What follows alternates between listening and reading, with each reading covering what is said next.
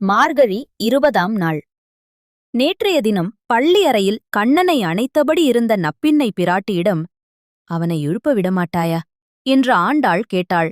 ஆனால் நப்பின்னை பிடிவாதம் பிடித்தாள். அதனால் இன்று தோழிகள் ஒரு புதிய முயற்சியை கையாளுகிறார்கள்.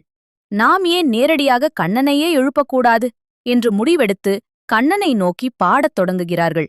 33 அமரர்க்கு முன் சென்று, "கப்பம் தவிர்க்கும் கலியே, துயில் எழாய் கண்ணா."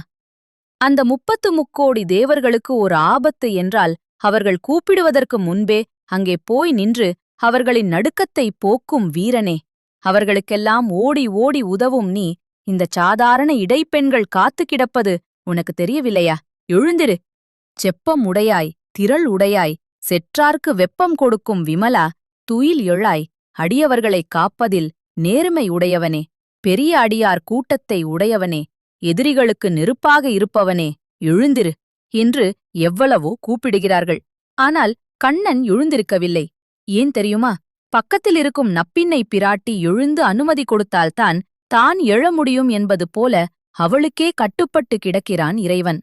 இதை புரிந்து கொண்ட ஆண்டாள், "இவன் சரிப்பட்டு வரமாட்டான், நாம் மீண்டும் அந்த தாயிடமே போவோம்" என்று நப்பின்னையை நோக்கித் திரும்புகிறாள். செப்பன்ன மென்முலை செவ்வாய் சிறு மருங்குல், நப்பின்னை நங்காய் திருவே, துயில் எழாய். நேற்று கொஞ்சம் கோபமாகப் பேசியவர்கள் இன்று அவளுடைய அழகை வர்ணித்து புகழ்கிறார்கள். பொற்கலசம் போன்ற அழகிய வடிவமும் சிவந்த வாயும் சிறிய இடையும் கொண்ட நப்பின்னையே, நீ சாட்சாத் மகாலட்சுமி தாயார் திருவே, நீ மனது வைத்தால்தான் உண்டு, எழுந்திரு தாயே என்று வேண்டுகிறார்கள். உக்கமும் தட்டொளியும் தந்துன் மணாளனை இப்போதே எம்மை நீராட்டேலோர் எம் பாவாய். இறுதியாக மிக முக்கியமான ஒரு கோரிக்கையை வைக்கிறார்கள். தாயே, நாங்கள் நோன்பு இருக்க வந்திருக்கிறோம். அதற்கு தேவையான விசிறியையும் உக்கம் கண்ணாடியையும் தட்டொளி நீ எங்களுக்கு தர வேண்டும். அது மட்டும் இல்லாமல் உன் கணவனான கண்ணனையும் எங்களுக்குத் தந்து அவனுடைய கல்யாண குணங்களில் எங்களை நீராட்ட வேண்டும் என்று கேட்கிறார்கள். இறைவனின் வீரத்தை புகழ்ந்தாலும் அவன் அசைந்து கொடுக்க மாட்டான். ஆனால் பிராட்டியின் சிபாரிசு இருந்தால் மட்டுமே அவன் அருள் புரிவான் என்ற ஆழமான தத்துவத்தைச் சொல்கிறது இந்த பாசுரம். வாங்க, இப்போ நாம அந்த பாசுரத்தை சேவிப்போம். 33 அமரர்க்கு முன் சென்று, கப்பம் தவிர்க்கும் கலியே, துயில் எழாய், செப்பம் உடையாய், திரள் உடையாய், செற்றார்க்கு வெப்பம் கொடுக்கும் விமலா, துயில் எழாய்.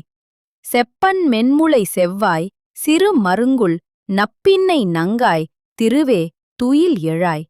உக்கமும் தட்டொளியும் தந்துன் மணாளனை இப்போதே எம்மை நீராட்டேலோர் எம் பாவாய். நாளை 21வது பாசுரம். நப்பின்னையின் அனுமதியோடு கண்ணனை மிக நெருக்கமாக எழுப்பும் அந்த அற்புதமான பாசுரத்தை நாளை பார்ப்போம். மிஸ் பண்ணாம பாக்க சப்ஸ்கிரைப் பண்ணுங்க.